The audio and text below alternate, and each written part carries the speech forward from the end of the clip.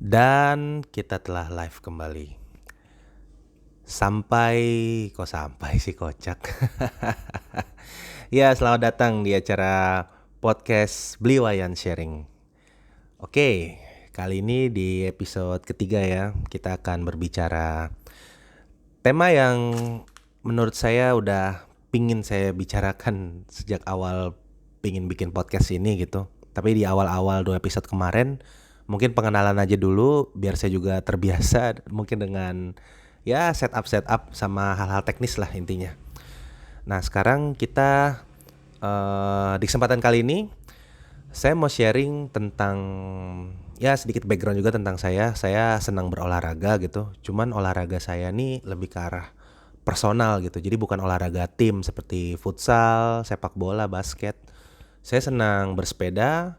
Saya juga senang jogging atau jalan agak jauh. Dan senangnya saya itu kalau kardio ya, jalan atau lari itu saya barefoot atau nyeker.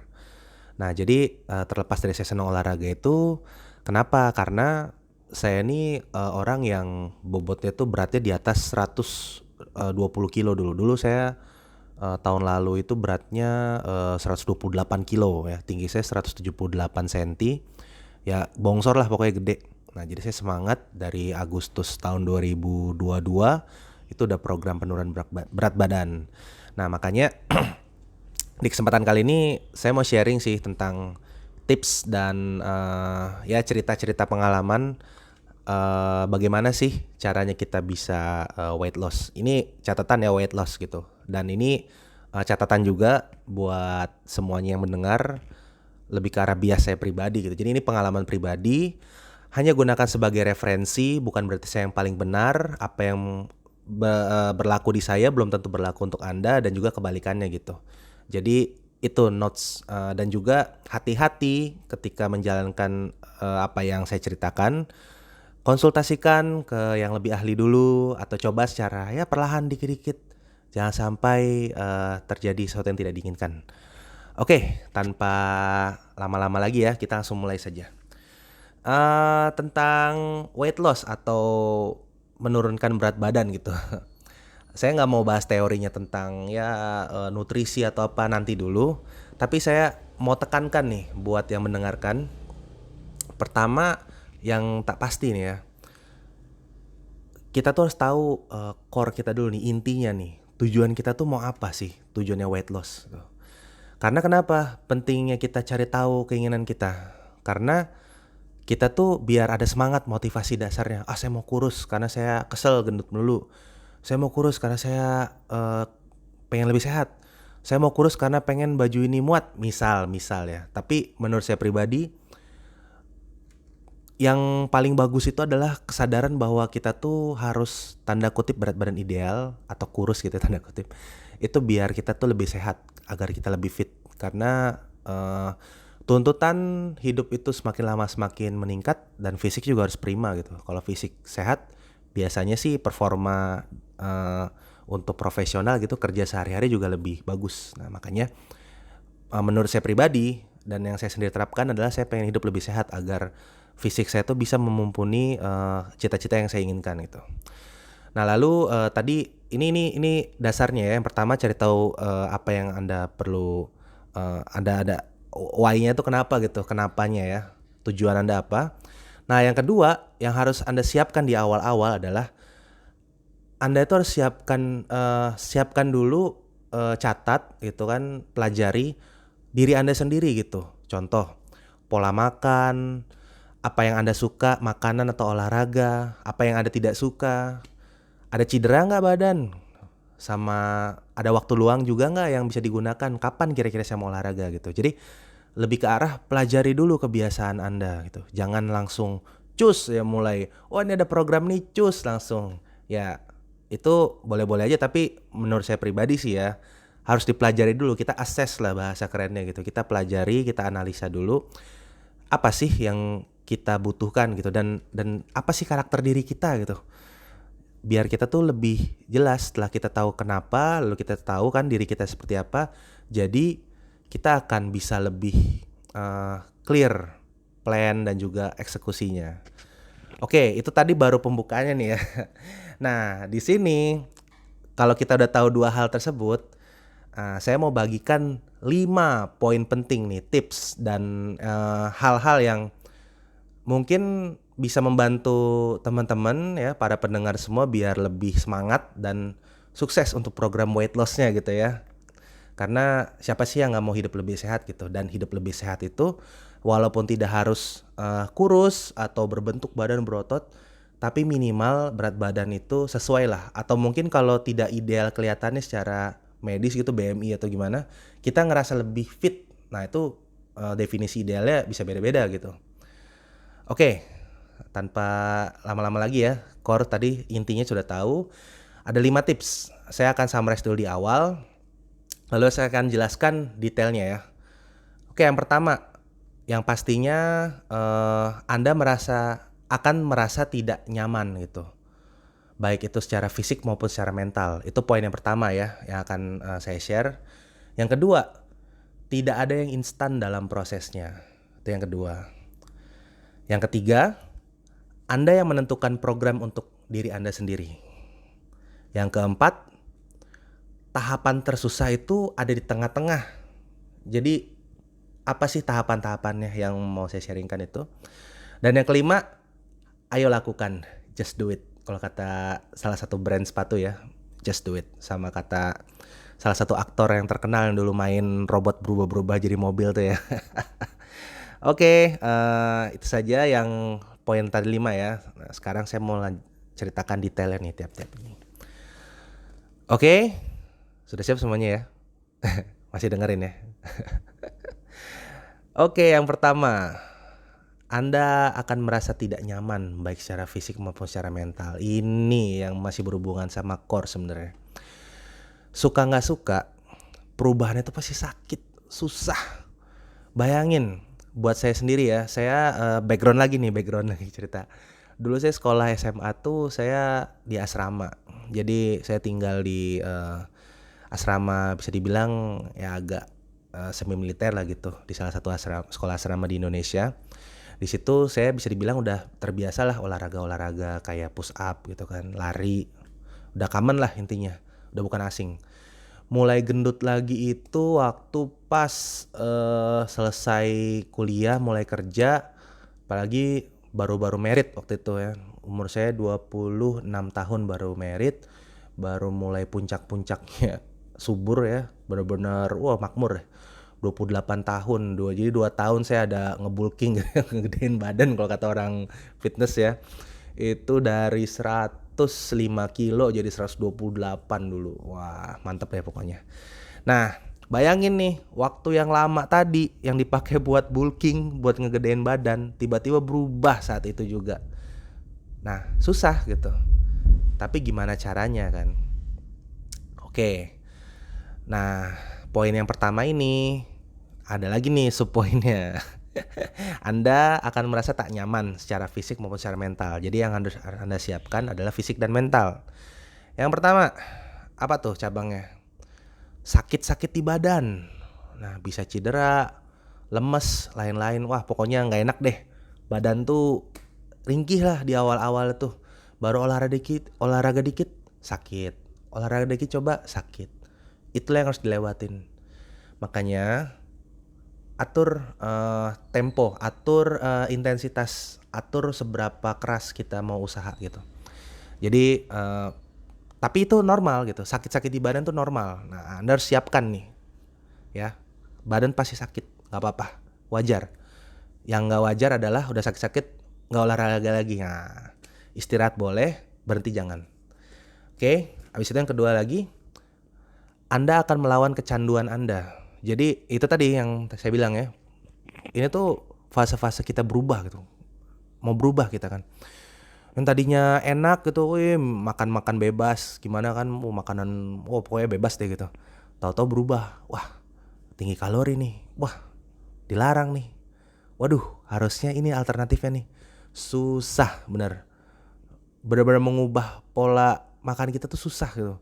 Kecanduan kita lah intinya, kebiasaan kita, kebiasaan males, kebiasaan makan tanda kutip enak dan tidak sehat versi kebanyakan orang gitu ya. nggak enak, bener, susah. Nah tapi gimana? Harus dilawan. Saya pribadi udah mengurangi banget atau bahkan udah nggak konsumsi sama sekali gitu. Gula nomor satu. Soda, oh sorry, kalau gula masih ya, saya masih konsumsi gula dalam bentuk apa?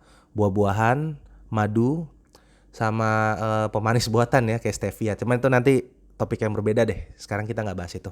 Soda saya udah jarang, mungkin sebulan 1 kaleng kali. Kalau ya itu juga soda yang zero sugar kali ya. Bener-bener lagi pengen banget. Dan kalaupun soda yang menurut saya masih cocok di saya tuh soda tanpa rasa sih. Saya campur aja sama jeruk lemon gitu. Ya itulah intinya kecanduan. Jadi yang harus disiapkan tuh pasti Anda harus melawan kecanduan itu apapun itu. Ya. Oke, selanjutnya. Nah, ini penting nih, ini poin penting. Ini yang saya pengen tekankan juga ya. Badan pasti akan lebih ya nggak terlihat atau tercium bagus lah intinya. Lebih bau karena keringetan gitu ya. Boros pakaian karena keringetan, nyuci juga jadi banyak kan baju kotor, sama kelihatan agak nggak sharp gitu loh, kayak nggak rapih. Nah konteks lagi nih, kalau saya seneng olahraga itu sekalian gitu, jadi kayak sekalian ke kantor saya sekalian olahraga pakai sepeda gitu kan, sekalian ke kantor pulang perjalanan pulang ke stasiun kereta sekalian jalan atau ke bis gitu kan misalnya. Wajar dong kalau kita ada aktivitas fisik pasti kita keringetan kan. Nah makanya badan bau, pakaian lebih boros, kok kelihatan kayak kucel gitu. Harus ya itu pengorbanan lah. Jadi kita tinggal pilih nih mau kita gerak tapi kita kelihatan sedikit kucel, atau kita lebih korbankan waktu kita untuk dandan di selesai kita olahraga itu harus dikorbankan lah intinya. Tapi saya pribadi saya mending ya sedia parfum, sedia deodoran, semua pakaian ganti gitu ya, daripada saya harus ya kelihatan rapi, klimis gimana, cuman harus ngejaga gitu. Nggak boleh keringetan, nggak boleh gerak. Lah orang manusia tuh badan didesain buat gerak kok, masa nggak boleh pakai buat gerak? Keringetan tuh manusia wajar lah secara fisiologi manusia. Kalau kita keringetan nanti apa? Kepanasan kan badan kita kan, makanya kita mendingan dengan cara keringat gitu. Ya menurut saya wajar lah gitu. Jadi apa yang saya bisa korbankan ya korbankan sedikit uang untuk beli parfum, deodoran, pakaiannya bawa lebih banyak gitu kan, deterjen, korban ya. Sama waktu juga biar ada sempet lah untuk rapi-rapi gitu, untuk grooming. Oke, lalu yang terakhir nih. Ini juga nih mau saya tekankan nih. Ini yang Anda tuh akan merasa gak nyaman. Tadi kan secara fisik udah saya jelaskan, nah ini secara mental sekarang. Percayalah teman-teman semua, omongan orang-orang tuh pasti ada. Omongan orang-orang tuh pasti ada. Gak semuanya tuh positif gitu loh. Pasti ada. Minimal kayak, wih, tumben mau olahraga. Ih, tumben makannya sekarang ini. Ih, tumben. Itu agak gimana ya, bahasa kerennya tuh pasif agresif gitu. Jadi kayak menyerang tapi sebenarnya tuh halus. Nggak nyaman deh. Pokoknya omongan orang tuh ada aja. Emang gimana ya? Ya emang gitulah, orang tuh pasti komentar gitu. Ada yang komentar. Kalaupun emang semuanya nggak komentar, bagus gitu ya nggak komentar. Tapi ini ada kenyataan, pasti ada yang komentar. Bahkan terkadang dari keluarga atau orang-orang terdekat sekalipun. Nah ini yang harus Anda tahan nih. Seberapa menyakitkan perkataan orang, seberapa kita nggak senengnya dengan komentar mereka, telan aja. Bahkan kalau bisa jadikan ini motivasi untuk Anda. Dalam hati Anda bilang, saya akan buktikan berapa bulan, berapa tahun ke depan dia akan diam dengan omongan saya. Nih saya sendiri merasakan ya hal kayak gini. Bodoh amat dah, terserah kata orang. Ini hidup kita gitu, badan kita. Ya udah, mereka mau komen ya silakan, tapi saya tetap ngelakuin. Nah lebih parahnya kalau kita berhenti nih, itu akan membuktikan poin mereka. Ngapain lo, udah gendut mah gendut aja, ngapain olahraga, kasarnya gitu ya. Akhirnya kita berhenti olahraga. Ya udahlah, gue emang gendut. Nah tuh lebih susah berdamai dengan keadaan seperti itu ya. Kalau kata orang kan gerakan sekarang tuh katanya, wih self acceptance apa ya. Ya itu pribadi lah. Tapi kalau diri saya sendiri tuh kayak nggak suka sih. Saya merasa saya mampu, walaupun nggak instan atau nggak kayak atlet-atlet gitu yang badannya bagus misalnya gitu. Tapi saya bisa dan memang harus seperti itu lah keadaannya. Mentalnya harus disiapkan gitu. So harus semangat. Poin nomor 1. Anda akan merasa tidak nyaman ya, secara fisik maupun secara mental. Oke, itu baru 1 poin ya. Masih ada 4 poin lagi. Masih semangat dengar semua ya? Masih? Oke, bagus. Kita lanjut ke poin kedua sekarang. Nah, tadi poin yang pertama udah, sekarang poin kedua. Tidak ada yang instan dalam prosesnya. Ini juga penting nih kawan-kawan semua. Tanpa menjelekkan atau menyudutkan atau seperti apa, semenjak saya menjalani lebih giat untuk bergerak ini. Oh, ngomong-ngomong konteks lagi, saya sempat kurus lalu gendut, kurus gendut tuh udah 3 kali kali ya dari seumur hidup saya. SMP, SMA, SMA kuliah, kuliah kerja. 4 kali sama yang ini. Ini lagi fase kurusnya saya yang keempat berarti. Nah, jadi nggak ada instan lah. Nah dulu tuh kenapa saya bisa fase kurus gendut gitu, karena saya caranya instan. Jadi kurusnya instan, gendutnya juga instan gitu loh. Jadi saya giat olahraga intens, tiap hari lari gitu misalnya, makannya juga dietnya ekstrim. Akhirnya kurus cepet, tapi karena udahlah cincai, nggak dijalani dengan nikmat kan, nggak dijalani dengan bagian dari hidup gitu, nggak dijadikan bagian dari hidup, makanya kayak ya udah lewat aja. Akhirnya udah gendut lagi. Nah sekarang karena saya udah tahu dasarnya, tidak ada yang instan dalam prosesnya. Oke, poin yang pertama. Semua orang menjalani tahapan-tahapannya. Nah di mana milestone juga pasti beda-beda. Maksudnya apa sih? Jadi ada orang yang sebulan tahu-tahu udah turun 5 kilo. Ada orang yang sebulan udah turun baru sekilo. Atau bahkan sebulan belum tentu turun gitu loh. Nah semua tuh ada tahapan-tahapannya. Dan milestone tuh maksudnya titik poinnya tuh, saya 3 bulan ternyata saya udah target turun 5 kilo bisa tercapai. Berarti milestone saya sudah tercapai gitu. Jadi kayak patokan lah, patokannya. Itu beda-beda kawan-kawan semua. Nah maksudnya jadi gimana? Jangan bandingin diri kita sama orang lain. Nah ini kalimat mainstream nih. Bandingkan diri Anda yang sebelumnya gitu dengan diri Anda yang sekarang. Jadi kebalik, bandingkan diri Anda yang sekarang dengan diri Anda yang sebelumnya. Jangan bandingin sama orang lain. Beda-beda. Gak akan pernah 100% sama. Kalaupun 100% sama, bisa sama gitu bertahun-tahun ke depan kan belum tentu. Dan susah kan. Maka bandingkanlah diri Anda dengan diri Anda yang sebelumnya. Dulu saya gak bisa push up 20. Sekarang saya udah bisa 30. Udah lebih jago lah daripada diri saya yang lama. Boleh tuh dibangga-banggakan ke diri sendiri juga. Karena belum tentu orang lain juga, ya apaan sih ya, gak peduli gue sama cerita lo gitu. Nah itu yang pertama ya. Jadi sadarilah bahwa semuanya tuh ada tahapan-tahapannya dan tiap orang tuh bisa beda-beda gitu. Oke, yang kedua, perubahan bentuk badan itu gak instan. Jadi apalagi yang namanya tumbuh otot. Nah ini poin penting juga kawan-kawan semua ya, pendengar-pendengar nih. Kalau berharap dari gemuk, dari one pack, bukan one pack malah benar-benar zero pack gitu ya. Benar-benar saking berbentuk lengkungnya gitu jadi zero pack. Untuk bisa kotak-kotak 6 pack atau 8 pack gitu berotot lebih susah daripada untuk kurus. Ini udah banyak kok yang ngomong, cari sendiri di Google, di YouTube. Lebih susah bangun otot daripada kurus. Makanya jaga ekspektasi. Ekspektasi seperti apa? Harus tahu orang yang badannya benar-benar berbentuk kekar, terutama di bodybuilding ya, bodybuilder, apalagi yang ikut kompetisi gitu. Belum tentu mereka mendapatkannya dalam waktu cuman 2 tahun gitu, 3 tahun.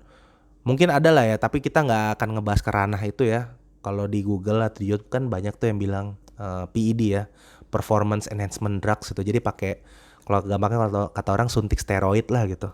Tapi kita nggak akan ngebahas itu karena itu topik yang berbeda lagi dan saya merasa belum layak lah untuk membicarakan itu.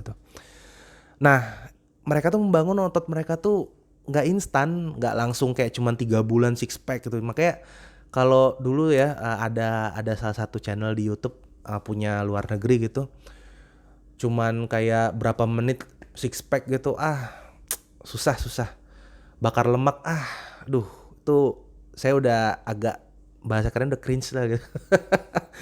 Nggak instan lah pokoknya, Anda harus sadari itu. Mungkin realistisnya di awal-awal orang yang gemuk itu badannya akan agak sedikit gelambir, sisa kulitnya yang udah melar karena lemak ya. Mungkin badannya akan kurus dulu, tapi kalau latihan beban pun bisa sedikit terbentuk otot, cuman nggak langsung tiba-tiba ngepack gitu kan. Apalagi sambil makan protein yang banyak. Padahal mereka padahal gemuk, tapi menjaga biar asupan proteinnya biar kayak bodybuilding, kayak kata orang lean bulk gitu ya. Itu agak susah lah. Realistisnya itu kita kurusin dulu, baru bangun otot setelahnya. Walaupun bisa ya untuk beberapa orang, tapi agak susah lah. Pokoknya lebih gampang kita tuh kurus dulu, pola makan dulu. Itu Anda harus sadari, perlu waktu untuk ngebangun badan. Oke, yang selanjutnya. Udah saya bahas nih. Hati-hati dengan influencer yang share cara terbaik, tercepat, atau kalau mau kurus dengan waktu yang relatif cepat nih. Ini juga nih yang tadi saya bilang kan, ada salah satu channel di YouTube waktu dulu tuh, dulu booming banget waktu saya zaman kuliah tahun 2014-an gitu kan. Keren lah pokoknya. Cuman berapa menit bisa six pack, aduh. Sekarang udah cringe deh pokoknya ya. Jadi hindari. Kalau ada yang bilang bakar lemak cuman berapa menit, yang ada bakar kalori sih, bukan bakar lemak gitu. Bakar lemak tuh ada prosesnya, cuman tuh masih nanti lagi deh, agak panjang. Ya, mungkin sekedar sharing juga ya, metode kurus tercepat itu apa sih kalau kayak gitu. Menurut saya bukan olahraga sih. Kalau pengalaman saya pribadi, kembali lagi ya, jangan telan omongan saya bulat-bulat. Pengalaman saya pribadi, kalau mau kurus cepet tuh apa sih? Nggak makan. Dengan catatan orang tuh badannya maksudnya kadar lemaknya tinggi ya. Jadi kan lemak tuh kadar cadangan makanan gitu. Kalau berlemak, banyak lemaknya gitu, nggak makan sama sekali, cuma minum air putih doang. Kalau di Google cari water fasting gitu. Ini topik yang kontroversi, ada yang pro, ada yang kontra. Saya sendiri pengalaman pribadi udah pernah 7 hari water fasting ya, jadi cuma minum air putih doang. Cepet turunnya, beneran cepet. Tapi habis itu cepet lagi naiknya. Karena di awal itu kan cuman berat maksudnya berat karena makanan sama cairan ya. Tapi buat yang ngejalanin di internet banyak kok yang udah kayak 30 hari. Atau bahkan kalau rekor dunia tuh setahun berapa hari gitu. Dengan catatan badan dia tuh emang udah gemuk banget tuh. Cepet turunnya. Karena kenapa ya? Emang gak makan, kalori dari mana lagi dong? Diambil dari lemak kan. Tapi ini kontroversi ya kawan-kawan, saya gak mau jelasin ini lebih lanjutnya. Nah itu. Jadi bukan olahraga kayak cuma 5 menit bakar lemak, susah. Nggak seperti itu konsepnya. Ini prosesnya sangat panjang ya, nggak instan. Dan kalaupun ada menawarkan obat atau apa tuh biasanya agak sedikit ada efek samping dan yang lain-lain lah. Intinya kalau mau kita weight loss ini, program ini, journey ini ya, bahasa kerennya journey ini, itu nggak instan. Oke. Nah, itu saja yang poin nomor 2 tadi. Tidak ada yang instan dalam prosesnya. Lalu sekarang kita lanjut yang ketiga. Anda yang menentukan program untuk diri Anda sendiri. Nah, maksudnya ini apa sih? Kembali lagi ke core yang tadi saya bilang ya. Anda harus pelajari dulu kebiasaan diri Anda nih. Kalau Anda sudah bisa mempelajari kebiasaan Anda, maka dari itu Anda yang harus menyusun program Anda sendiri. Nah, tipsnya apa aja sih? Tipsnya yang pertama, cari tahu tentang keseimbangan atau ketidakseimbangan dalam pola makan dan pola aktivitas Anda. Kayak saya nih, konteks lagi dan contoh ya. Setelah saya sadar tentang nutrisi secara simpel gitu ya, kalau mau baca-baca di Google tuh cari aja makronutrien lah. Itu sering kok ditempel di snack-snack, kan ada tuh karbo, protein, lemak gitu. Ternyata kalau saya sama coba dicek di aplikasi ada MyFitnessPal gitu, dia buat ngediariin apa yang kita makan gitu. Mereka ada database makanan ya, makanan minuman, bisa scan barcode kalau yang snack berbarcode gitu. Jadi nanti kalori ketahuan tuh, kalorinya berapa, makronutriennya, protein, karbo berapa itu. Itu kalau kita udah cari tahu sendiri nih, oh ternyata selama ini saya banyak kan makan karbo misalnya. Oh selama ini saya banyak kan makan lemak. Oh ternyata makanan saya selama ini kurang nutrisi apa gitu. Itu jadi lebih paham tuh kita. Oh diri kita ternyata yang kurangi ini ya. Oh diri kita kurangi itu ya. Nah saya yang kurang dulu itu adalah pola makan saya kebanyakan karbo. Karena saya berpendapat, oh kalau mau kurus tuh harus banyak sayur, nasi ya banyak, daging sedikit aja. Apalagi yang lemak-lemak gitu. Kalau sekarang saya campur. Maksudnya saya lebih cenderung banyakin daging. Sayur itu adalah karbo, tapi saya ngambil seratnya. Nasi ya agak sedikit gitu, tapi banyakin protein, terutama kalau telur ayam tuh cepet kenyang. Ya tapi kan itu diri saya ya, bisa ya diri Anda beda. Nah terus aktivitas saya itu tuh saya kebanyakan kardio. Maksudnya olahraga lari aja terus gitu. Kayak ada yang kurang deh, ternyata latihan beban saya kurang. Akhirnya saya kalistenik. Atau ya olahraga-olahraga tanpa beban eksternal gitu kan. Itu diri saya kan. Jadi saya udah cari tahu dulu nih ketidakseimbangannya apa sih dari pola makan sama pola aktivitas saya gitu. Oke, terus selanjutnya ya tentang program ini, tipsnya adalah jangan terjebak sama informasi di artikel mainstream tentang pola contoh olahraga dan pola diet. Nah, ini agak sedikit opini juga ya, jangan ditelan bulat-bulat. Di mana-mana kalau halayak ramai ya mainstream gitu, pasti kan diambil segeneral mungkin. Paling mainstream tuh apa sih olahraga? Jalan, lari, ya itu paling mainstream lah. Tapi kadang ya mainstream tuh karena terlalu aman belum tentu bisa buat spesifik gitu loh buat yang kita mau. Kalau kita mau kurus katanya apa? Banyakin yang kata ada pola piring seperti apalah itulah. Aduh ini agak kontroversi dikit ya. Menurut saya paling benar tuh ya protein. Udah pendapat saya pribadi ya, protein. Coba deh cari tahu tentang gerakan olahraga mainstream. Ujungnya apa? Senam gitu. Senam tuh kan kardio juga ya, walaupun ada unsur strength ya, ada ledakan gitu eksplosif, tapi kan lebih ke kardio gitu. Nah, sebenarnya kalau dipelajari ini menurut pendapat saya pribadi, coba deh pelajarin tes SMAPTA deh. SMAPTA tuh tes apa sih? Jadi tes kalau kita mau masuk angkatan ya, TNI Polri gitu, biasanya kan ada tes SMAPTA. Jadi kayak ada lari, harus bisa mencapai berapa meter gitu kan, atau dalam waktu berapa lama, push up, pull up, sit up. Dulu zaman saya sit up ada shuttle run kalau nggak salah ya, lari angka 8 gitu. Nah, coba deh itu deh.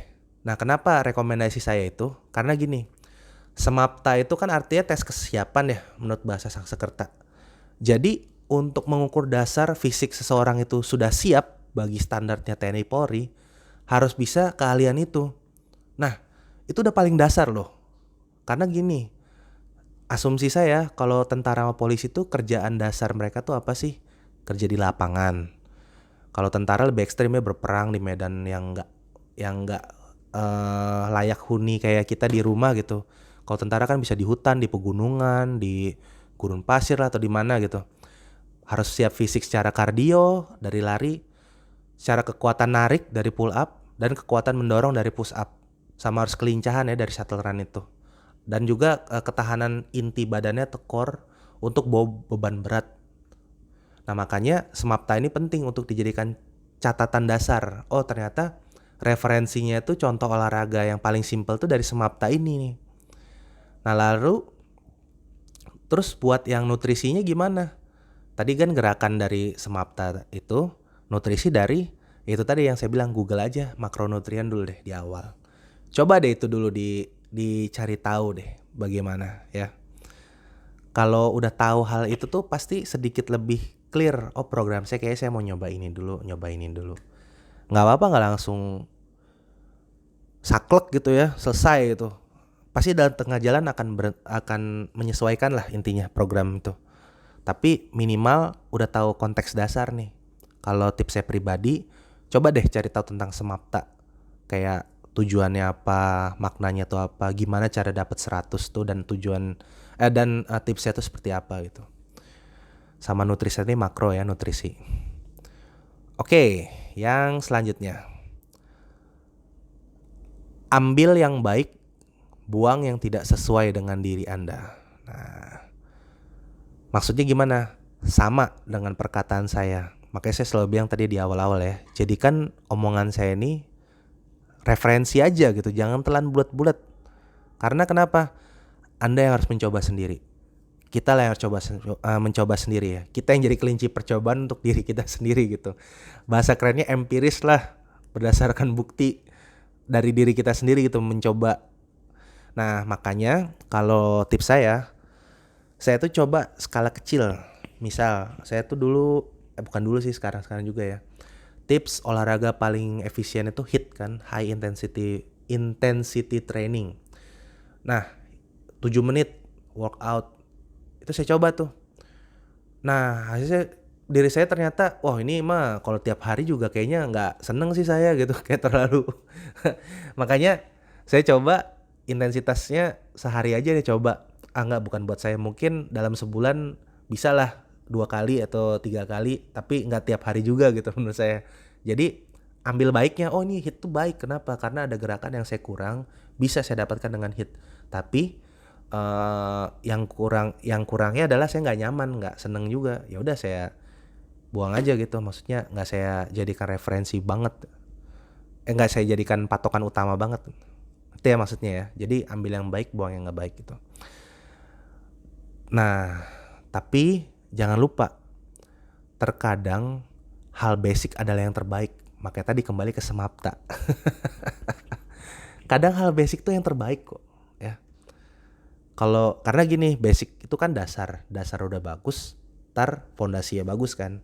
Berarti atas-atasnya tuh menyusul gitu. Jadi terkadang yang baik tuh yang dasar. Nah, selanjutnya contoh programnya saya nih. Nah, makanya tadi udah tips yang tadi tuh. Terus contohnya seperti apa sih? Nah, programnya saya ini buat referensi aja ya. Masih di topik yang program untuk diri sendiri ya. Kalau saya tuh program dasarnya prinsip dalam seminggu saya harus minimal 2 kali strength training atau olahraga otot ya. Jadi olahraga itu ada banyak tipe, ada cardio, ada strength dan flexibility atau ada yang lain-lain lah gitu. Kita nggak bahas di sini juga. Saya harus olahraga beban ya, strength training itu 2 kali dalam seminggu. Lalu cardio atau ketahanan jantung ya, untuk olahraga jantung tuh 1 kali aja minimal, dan itu durasinya bisa setengah jam atau 1 jam sampai 1 jam. Mau sepeda, mau jalan, mau lari, apapun itu.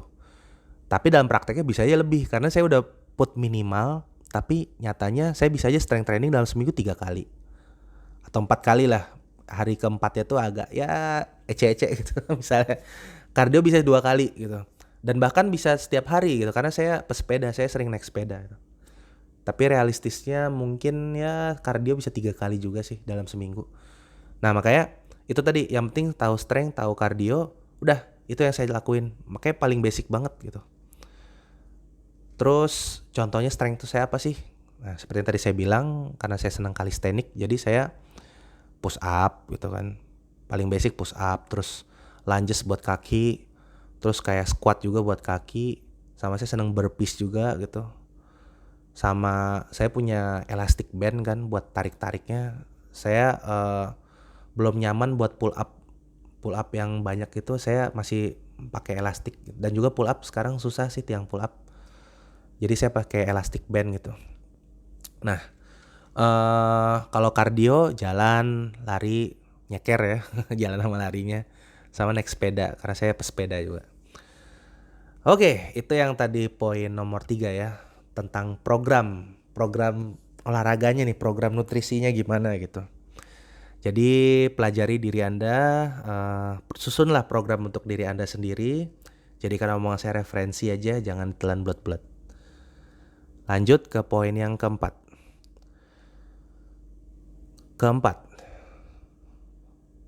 Tahapan tersusah itu adanya di tengah-tengah. Kenapa? Jadi gini guys. Jadi gini pendengar-pendengar semua. Di awal-awal itu kita akan merasakan peningkatan yang drastis. Ini terutama untuk teman-teman yang gak biasa olahraga nih. Drastis banget peningkatannya. Bayangkan aja manusia yang udah ribuan tahun atau puluhan ribu mungkin ya. Saya kurang tahu sejarahnya. Tapi intinya gitu, intinya puluhan ribuan tahun yang lalu gitu. Didesain untuk bisa manjat pohon, untuk bisa lari maraton gitu. Bayanginnya maraton dari zaman lama gitu. Tahu-tahu di dunia modern jarang gerak. Tapi kan secara turun-temurun nenek moyang badan kita kan udah capable gitu untuk ngelakuin hal tersebut. Nah balik tuh perlahan-lahan kemampuan itu. Atau bahkan meningkat ya. Zaman dulu kan mungkin gak ada cable extension gitu ya. Gak ada buat free weight, buat deadlift mungkin ya gitu ya. Gak secanggih kayak sekarang lah, gak ada Smith machine gitu. Tahu-tahu, wih kok bisa saya lari 5 menit jantung gak mau meledak. Wih kok saya bisa lari 10 kilo, 20 kilo gitu. Misalnya 20 kilo udah jago banget ya. 10 kilo lah, 10 kilo ternyata bisa gitu. Itu di awal-awal tuh rasanya wah drastis banget ningkatnya. Tapi ketika udah capai di titik mana kayak stagnan. Nah disinilah permainan mental dimulai. Di tengah-tengah tuh yang paling susah gitu. Berat, tapi disitulah tantangan yang sebenarnya nih. Gimana caranya tetap growth gitu, tetap maju, tetap meningkat. Programnya harus di-arrange lah, atau intensitasnya ditinggiin lah, atau kita lebih kreatif mengatur pola latihan lah, atau nutrisinya gitu. Jadi ketika merasa stuck di awal, itu wajar intinya. Ya, tapi motivasi, keyakinan harus tetap ada. Kita bisa, saya bisa, saya bisa, saya bisa gitu. Makanya poin pertama dari yang nomor 4 ini, awal perubahan tuh drastis. Tapi makin maju tuh makin susah. Makin harus konsisten, gak harus program latihan atau nutrisinya ya, tapi konsisten semangatnya gitu.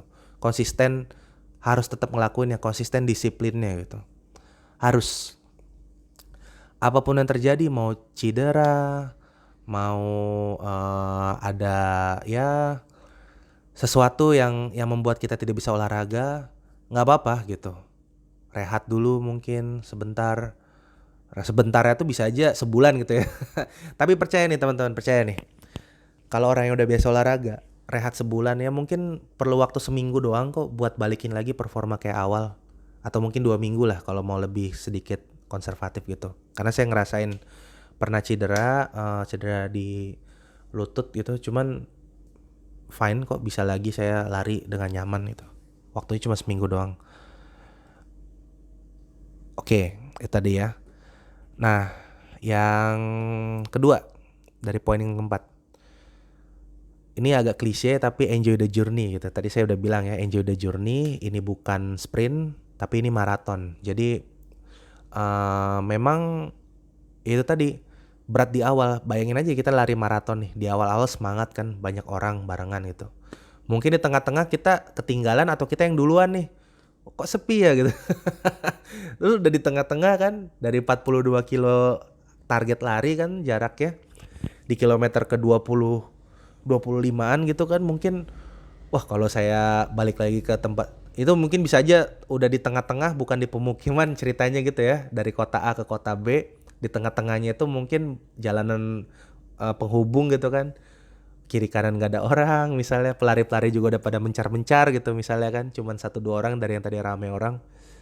Nih saya kalau mau nyerah, muter balik udah 20 kilo. Kalau ke depan 20 kilo juga. Ya udahlah mending maju ke depan. Nah, itu aja logika yang kita pakai. Motivasi yang kita pakai.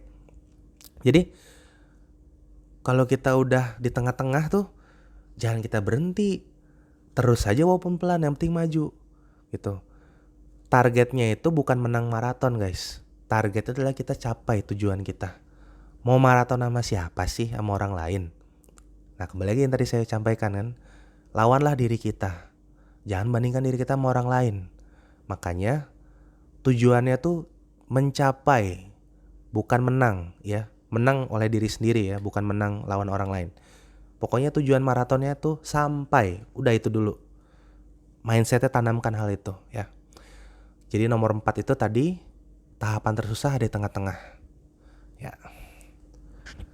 Oke. Nah, udah yang terakhir nih. Yang terakhir, just do it. Nah, tadi saya bilang ya di awalnya, just do it. Itu udah paling saran tips yang nggak bisa dilawan. Mulai lakukan. Makin lama memulai, makin Anda harus manage ekspektasi guys. Nah, tapi bukan berarti Anda terlambat. Lebih baik terlambat daripada tidak sama sekali, dan lebih baik menyesuaikan program latihan daripada tidak latihan sama sekali. Nah ini penting nih. Maksudnya apa sih? Kalau makin lama memulai makin harus memanage ekspektasi. Ya nggak bisa dipungkiri ya, umur. Bayangin aja badan nggak terlatih bertahun-tahun, misalnya 5 tahun, 10 tahun gitu. Ya ini tanpa menyudutkan atau bagaimana. Dibandingkan orang yang baru awal, baru masih muda-mudanya ya. Kalau di The Sims tuh, saya juga gamer ya by the way. Kalau di The Sims tuh dia young adult lah atau teenager lah mungkin. Dia udah mulai latihan.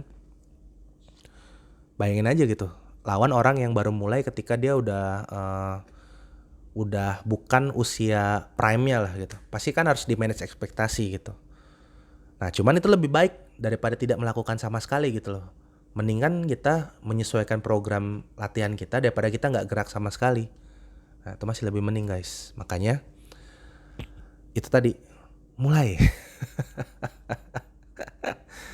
Ya tips yang pertamanya apa? Saat yang terbaik untuk memulai adalah saat ini. Tahu nggak tipsnya kalau buat ini? Olahraga yang paling gampang untuk memulai dan saya sendiri ngelakuinnya pertama apa? Coba jawab dulu. Dalam hitungan 3 saya akan kasih tahu jawabannya. 1, 2, 3. Jalan kaki. Jalan kaki guys. Itu yang memulai perubahan dari diri saya. Ketika berat saya 128 kilo, baju udah pada gak enak lah, celana juga gak enak dipakai, kayaknya berat banget. Baru lari semenit aja kayak jantung udah mau meledak gitu. Jalan kaki. Dulu saya setiap siang jam istirahat, saya sempatkan jalan kaki. Setelah makan aja saya makan dulu, saya jalan sekitaran, kalau lagi semangat setengah jam lah saya jalan. Udah tuh, walaupun keringetan gak apa-apa, saya pakai parfum aja. Kalau ekstrim keringetnya saya punya baju ganti di laci kantor saya. Jadi mulailah saat ini. Paling gampang gimana dong? Ada tips gak? Jalan kaki. Kalau ada sepeda, sepedaan. Coba deh. Dari yang kardio dulu. Kita gak bicara strength dulu. Jalan kaki dulu. Nanti baru sambil lihat-lihat yang lain gitu. Kalau ada sepeda statis juga boleh kan. Bisa sambil nonton YouTube kan. Dipajang aja tuh di sepeda statis ya. Pakai holder gitu, phone holder. Itu juga tips yang bagus tuh.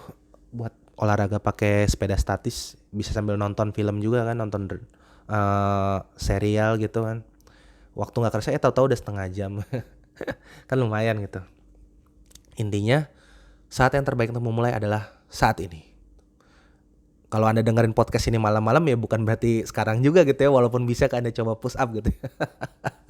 Tapi cobalah dulu ya, mulailah saat ini. Lalu yang kedua, program terbaik untuk memulai adalah olahraga paling basic. Nah tadi saya udah jelaskan ya. Jadi jalan kaki, jogging ya, sepedaan, push up. Kalau mau yoga boleh kan, kelenturan tuh penting juga untuk memulai. Sedangkan program terbaik yang Anda jalani secara jangka panjang, ini guys kuncinya.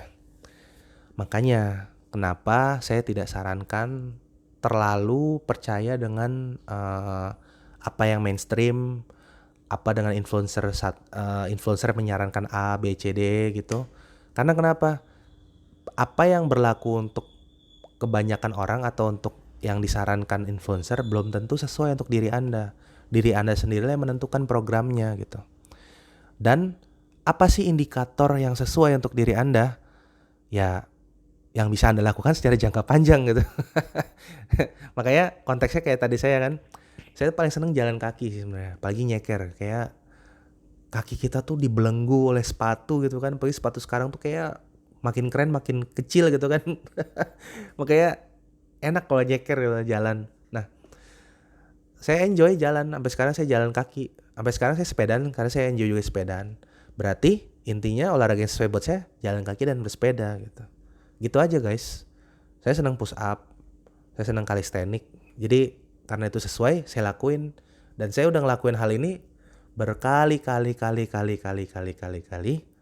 sampai sekarang gitu kan. Karena nggak bosen, karena saya enjoy. Ya udah, saya menikmati hasilnya, lumayan udah kuat walaupun bukan yang terbaik di dunia gitu kan. Tapi kan tetap aja lebih oke daripada diri saya yang sebelumnya gitu. Makanya lakukan olahraga yang Anda enjoy secara jangka panjang. Nggak usah terlalu nurutin orang lain, ABCDE gunakan sebagai referensi aja. Tapi apa yang cocok untuk diri Anda itu yang Anda lakukan.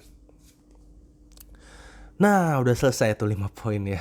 Jadi tadi ya udah kita bahas 5 poin tipsnya dari mulai inti ya tadi ya. Kita udah selesai di penghujung episode kali ini.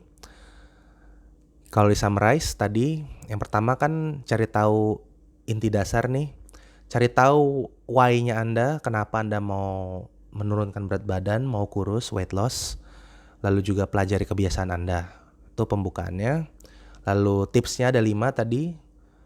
Yang pertama, Anda akan merasa tidak nyaman baik secara fisik maupun secara mental. Lalu yang kedua, tidak ada yang instan dalam prosesnya. Tadi sudah dijelaskan ya, pokoknya lama lah prosesnya. Lalu yang ketiga, Anda yang menentukan program untuk diri Anda sendiri. Kembali, jangan terlalu ngikutin kata orang, sesuaikanlah sesuai kebutuhan Anda sendiri. Yang keempat, tahapan tersusah berada di tengah. Ya, permulaan tuh enak ya, tahu-tahu di tengah-tengah stagnan, tapi nggak ada no turning back, pokoknya go. Akhirnya bisa sesuai tujuan, jadi no worries di tengah-tengah, itu wajar. Dan yang kelima, just do it. Itu dia 5 tipsnya. Nah, sebagai penutup dari episode kali ini, nih ada sedikit ya saya mau ceritakan ya. Saya ini orang yang lumayan, tanda kutip lumayan, secara kemampuan fisik oke lah gitu, kuat, olahraga beban, bench press. Saya juga praktisioner bukan saklek harus calisthenics gitu. Jadi saya juga seneng buat nge-gym gitu kan, bench press, terus juga lat pull down dan yang lain-lain saya seneng. Saya juga ada keterbatasan, ada cedera ya. Tapi bukan berarti nggak mau ngelewatin batasan itu gitu. Jadi intinya kita tuh harus banyak bergerak. Lawan kebiasaan malas, lawan pemikiran segala sesuatu itu tuh harus sempurna, harus ada mood. Waduh, paling agak gimana gitu, kayak aduh gue nggak mood gimana. Ya tapi kembali lagi gitu kan, kebutuhan tiap orang beda-beda. Jangan juga kita jadikan patokan kalau aktivitas gerak itu harus smooth, nggak juga. Disiplin ya yang penting. Harus ada waktu yang pas tuh. Aduh, itu juga nggak akan pernah ada waktu yang pas untuk ngelakuin sesuatu kayak aktivitas fisik tuh susah. Bayangin aja kita mau capek kan, ngapain kita atur kayak wah, gue nanti jam 5 sore mau capek badan, kayak otak tuh udah, mental tuh udah jatuh duluan kan. Jadi lawanlah kemudahan yang ditawarkan oleh dunia modern itu. Lift. Eskalator masih mending ya, eskalator, lift gitu kan. Mungkin ya fasilitas ojek gitu kan. Kalau bisa sedikit lebih jalan ya, itu lawan lah pokoknya. Yang instan-instan tuh coba dilawan gitu. Perbanyak bergerak. Perbaiki pola hidup sampai diri Anda merasa tuh bahwa olahraga adalah bagian dari hidup gitu. Wah, kalau saya nggak gerak, saya kram-kram nih, sakit gitu. Itu berarti udah lumayan, wah ini olahraga udah kebutuhan lah pokoknya. Dan begitu pula dengan makanan-makanan sehat.